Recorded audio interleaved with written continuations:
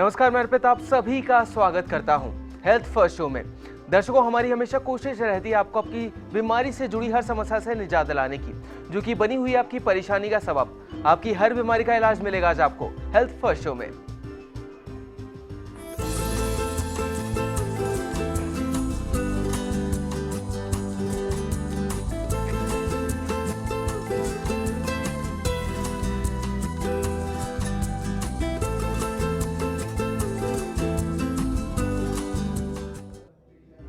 दर्शकों, दमकती चमकती त्वचा हर किसी की पसंद होती है और खासकर महिलाओं की, लेकिन सर्दियों में हेल्थी त्वचा सपना बन जाती है। अब जब सर्दी बढ़ गई है, स्किन ड्राई होती है, तो जरूरत है आपकी त्वचा को खास ख्याल की, एक्स्ट्रा केयर की। आपकी त्वचा की सेहतमंद कैसे बन सकती है, इन सब पर चर्चा करने के लिए आज हमारे साथ हमारे स्टूडियो में मौजूद है डॉक्टर दिनेश माथुर, जो कि त्वचा रोग विशेषज्ञ हैं। डॉक्टर साहब, आपका बहुत बहुत स्वागत है हमारे शो में। नमस्कार। तो दर्शकों, अगर आपकी भी त्वचा ड्राई हो रही है सर्दियों में और आप उसका समाधान चाहते हैं, तो आप हमें कॉल कर सकते हैं। हमारा नंबर लगातार आपकी टीवी स्क्रीन पर फ्लैश हो रहा है।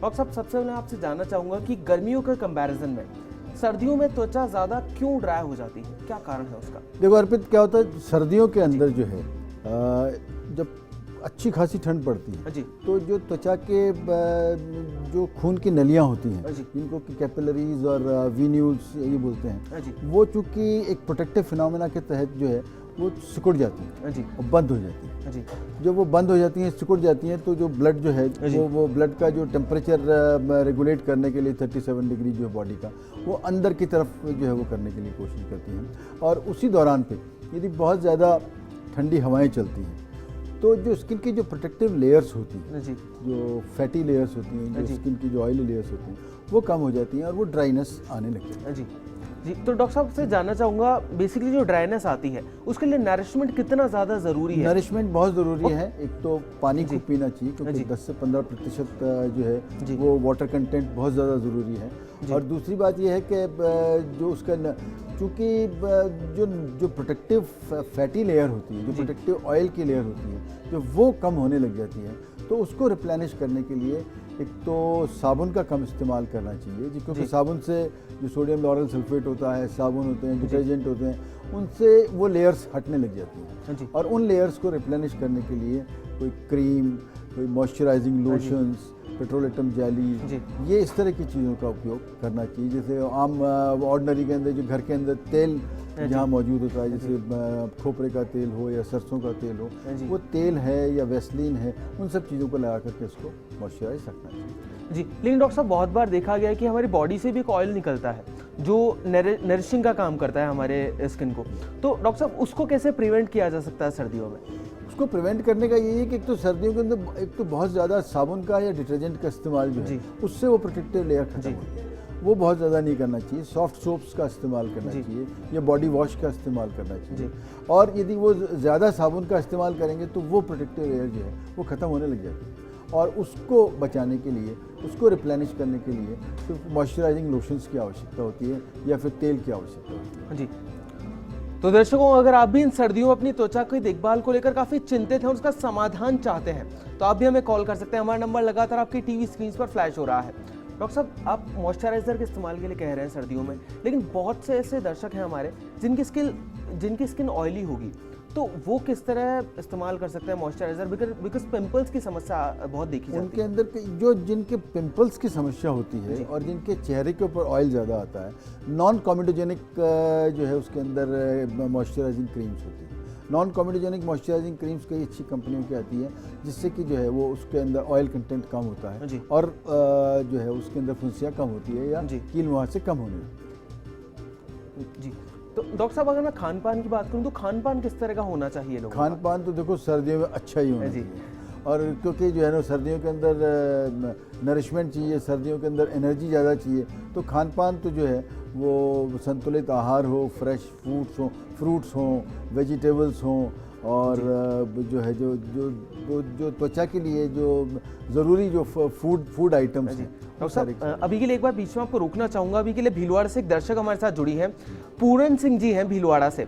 पूरन सिंह जी, आपका बहुत बहुत स्वागत है हमारे शो में। अपना सवाल पूछिए। सर, मैंने मुँह पे फुहासे बहुत हो रहे हैं, मुँह से काले काले से। इसके लिए मेरे को क्या करना चाहिए? मुहासे हो रहे हैं आपके। पूरन सिंह जी, क्या उम्र है आपकी? 14 14 साल है। 14 वर्ष। 14 वर्ष से 14 वर्ष की उम्र के अंदर जो टीन एज जो होती है ना, 13, 14, 15, 16, टीन एज के अंदर जो है मुहासे ज़्यादा होते हैं। जो आपकी जो तेल बनाने वाली ग्रंथियाँ होती है स्किन के अंदर, त्वचा के अंदर, वो तेल बनाने वाली ग्रंथियों से जब तेलीय पदार्थ निकलते हैं और जो उसके अंदर जो उनकी ग्लैंड होती है उसमें यदि कोई रुकावट आ जाती है तो वो रुकावट आने के बाद में कील मुहासे होने लग जाते हैं। तो इसलिए एक तो आपको ये कि अपने चेहरे को सादे पानी से खूब अच्छी तरह से धोना चाहिए और उसके ऊपर एंटी एक्नी लोशंस या क्रीम किसी त्वचा रोग चिकित्सक से बात करके और वो आपको उसका उपयोग करना चाहिए। साथ के अंदर उसको कुछ एंटीबायोटिक्स भी देते हैं, कुछ जिंक की गोलियां देते हैं और फेस वॉश देते हैं, तो उससे आपको कम हो सकती है। दूसरा ये है कि खाने के अंदर आपको बहुत ज़्यादा आलू, चावल या बहुत ज़्यादा दूध का उपयोग जो है वो नहीं करना चाहिए, उससे कील मुहासे बढ़ते हैं। पूरन सिंह जी, उम्मीद करते हैं कि आपको आपके सवाल का जवाब मिल गया होगा। डॉक्टर साहब, हम खान पीन की बात कर रहे थे। जी।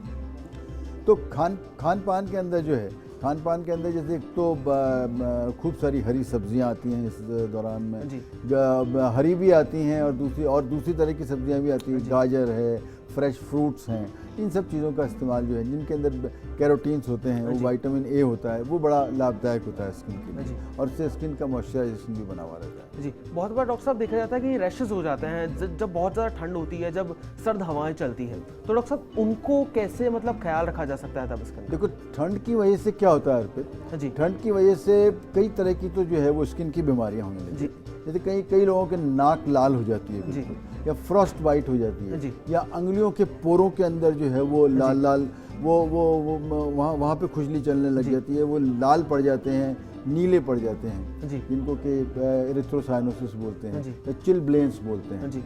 वो उस तरह की चीज़ें जो है वो होने लग जाती हैं। कुछ महिलाओं में या कुछ पुरुषों के अंदर जिनको रेनॉल्ड्स फिनोमेना बोलते हैं, उनकी जो अंगुलियां जो हैं वो सूज जाती हैं, पैरों की अंगुलियां। या कई बार देखा गया था कि जो वॉर के टाइम पे जो ट्रेंच फुट जिसको बोलते हैं, जिसको महीनों तक जो है वो जूतों में इसमें जो है वो रहते थे, तो सर्दी के अंदर जो है जो वो होता है उसमें ट्रेंच फुट नाम की चीज़ वो हो जाती है। प्लस रेनॉल्ड्स फिनोमेना के अंदर अंगुलियाँ मोटी होने लग जाती हैं, नीली पड़ने लग जाती हैं। बहुत सारी महिलाओं को या पुरुषों को इस तरह की बीमारी हो सकती है। या फिर पैरों के ऊपर या शरीर के ऊपर कई तरह के लाल छपाके से या धब्बे से पड़ने लग जाते हैं जी। तो इस तरह की बहुत सारी बीमारियां जो है वो हो सकती हैं जी। डॉक्टर साहब, आपने इन सभी बीमारियों के बारे में तो बता दिया जिन्हें कि लोग बहुत ज़्यादा सामान्य लेते हैं, लोग समझ नहीं पाते हैं कि इन्हें बीमारी हुई है, फिर सिर्फ सर्दियों के कारण उन्हें लगता है कि कुछ समय बहुत जल्दी आसानी से ठीक हो जाएंगी। तो डॉक्टर साहब, अगर मान लीजिए इन पर ध्यान नहीं दिया जाता या फिर कोई मरीज ध्यान नहीं देता किसी कारणवश इन पर, तो कितना ज़्यादा गंभीर परिणाम सामने आ सकता है? देखिए, अगर किसी भी चीज़ के ऊपर, छोटी चीज़ के ऊपर ध्यान नहीं दिया जाए तो वो लंबे समय के अंदर जाते लंबे समय के अंतराल में तो वो फिर ज़्यादा हो ही जाती है जी। अब जैसे रेनॉल्ड्स फिनोमेना है, वो रेनॉल्ड्स फिनोमेना के अंदर कई होता है कि साहब सर्दी आ गई, सर्दियों के अंदर हाथ नीले पड़ जाते हैं,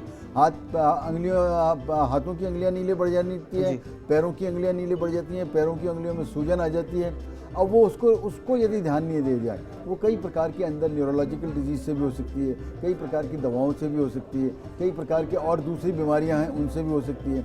तो उसके लिए अपने चिकित्सक के पास में जाकर के उसका भली भांति इलाज करवाना चाहिए। वो कुछ खाने के लिए गोलियां देंगे जिससे कि ब्लड सर्कुलेशन जो है बढ़ता है, क्योंकि अदरवाइज ब्लड सर्कुलेशन कम होकर के उसके अंदर गैंग्रीन हो सकता है, काले पड़ सकते हैं, अंगुलियां जो है वो खिरने लग जाती जी। डॉक्टर साहब, बहुत बार देखा गया है कि सर्दियों में अक्सर लोग गर्म पानी से नहाते हैं या फिर स्टीम शावर लेते हैं, और स्टीम शावर सर्दियों में बहुत समय तक लेते हैं लोग, तो कितना हार्मफुल हो सकता है वो स्किन के लिए? सर्दियों के अंदर तो वैसे तो गुनगुने पानी से या गर्म पानी से ही नहाना चाहिए, मतलब ये तो इंडिविजुअल वो है, क्योंकि बहुत ज़्यादा ठंडे पानी से तो मोस्टली लोग बाग जो है वो बॉडी टेम्परेचर के हिसाब से उसको गुनगुना करके या गर्म पानी करके जो है, बहुत ज़्यादा गर्म पानी से या स्टीम से ऐसा कोई ऑब्वियसली तो कोई नुकसान नहीं होता, लेकिन यदि कहीं कोई टेम्परेचर बहुत ज़्यादा हो तो उससे बर्न हो सकता है, स्किन बर्न हो सकती है, तो उसका थोड़ा सा ख्याल रखना चाहिए जी। और बहुत बार देखा गया कि डॉक्टर साहब, लोग मॉइस्चराइजर जब लगाते हैं, अप्लाई करते हैं स्किन पे, तो बहुत ज़्यादा रब करते हैं, जिससे बहुत बार देखा गया स्किन पर रैशेस भी हो जाते हैं और स्किन रेड हो जाती है बहुत ज़्यादा रब करने से तो चाहे मॉइस्चराइजर हो साथ में चाहे नहीं हो, रब करने से तो लाल कोई चीज़ हो सकती है। और जिनको स्पेशली यदि कोई अंडरलाइन कोई डिजीज़ हो, कोई एक्ने रोज़ेशिया हो, अंडरलाइन कोई डिजीज़ हो और कोई एक्जिमा हो, तो बहुत ज़्यादा रब करने से वो नुकसान हो सकता है। उसको हल्के हाथ से मालिश करनी। जी, तो डॉक्टर साहब मॉइस्चराइजर के अलावा और क्या क्या चीज़ हो सकती है जो कि लोग अप्लाई कर सकते हैं अगर घर के अंदर जो है, जो बॉडी ऑयल्स होते हैं, जो तेल लगाने वाले होते हैं, जैसे खोपरे का तेल है, जो नारियल का तेल जिसको बोलते हैं, वो हालांकि उसके अंदर थोड़ी चिकनाहट कम होती है, लेकिन वो बड़ा अच्छा और जो है वो हर घर के अंदर उपलब्ध होता है। या फिर आप दूसरा जो है सरसों का तेल लगा सकते हैं, वो बड़ा होता है। कई लोगों को अब वो तो कई कहते हैं कि साहब नहाने के पहले लगाएं या नहाने के बाद में लगाएं, ये सब आपकी इंडिविजुअल इच्छा के ऊपर है। उसको आप नहाने के पहले भी लगा सकते हैं, नहाने के बाद में भी लगा सकते हैं। कई लोग नहाने के दौरान साथ के अंदर भी जो है जैसे ड्राइनेस हो तो वो उसके साथ में भी लगा सकते हैं, लेकिन उसमें नुकसान ये है कि वो बाथरूम के अंदर जो है वो सारे पानी के अंदर ऑयली जब हो जाता है तो गिरने का खतरा रहता है। लेकिन अदरवाइज तेल जो है वो नहाने के पहले या बाद में या बीच में कभी भी लगाया जा सकता है, आपकी इंडिविजुअल चॉइस है। जी डॉक्टर साहब, आपसे जानना चाहूँगा कि 2 टाइप होते हैं स्किन के, एक तो ड्राई स्किन टाइप और एक ऑयली स्किन टाइप। तो डॉक्टर साहब दोनों की सर्दियों में अलग अलग तरीके से देखभाल की जा सकती है और फिर तरीका दोनों के लिए सेम होगा? देखिए, ड्राई स्किन और ऑयल स्किन तो एक ही तरह की जी। कुछ लोगों के किसी हिस्से पे ज़्यादा ऑयल निकलता है या ऑयल नहीं निकलता जी। उसको एक्नी वॉश से या फेस वॉश से इनसे करके कम किया जा सकता है। जी। लेकिन जो बॉडी के ऐसा नहीं होता है कि सब बॉडी के ऊपर पूरे बॉडी के ऊपर ऑयल निकल रहा हो या तेल का झरना बह रहा हो। चेहरे के ऊपर जहाँ पे कि तेलीय ग्रंथियाँ होती हैं, सेबेशियस ग्लैंड्स होती हैं, वहाँ पे ऑयल ज़्यादा हो सकता है। किसी को जिनको टेंडेंसी होती है, उनको कील मुहां से होने लग जाते हैं, उनको थोड़ा सा ध्यान रखने की बात है कि उसके ऊपर बहुत ज़्यादा वो ऑयली मॉइस्चराइजिंग क्रीम है वो नहीं लगाएं, जिससे कि उनको पिंपल्स हो जाए। बाकी अदरवाइज बॉडी के अंदर तो जो है ना नॉर्मली ड्राइनेस ही रहती है। जी। और उस ड्राइनेस के लिए मॉइस्चराइजिंग लोशंस और क्रीम का उपयोग करना ज़्यादा लाभदायक है। जी, चलिए दर्शकों, अभी के लिए वक्त हो चला एक छोटे से ब्रेक पर। आप कहीं मत जाइएगा, जल्द वापस लौटते हैं हेल्थ फर्स्ट में और ये चर्चा जारी रखेंगे।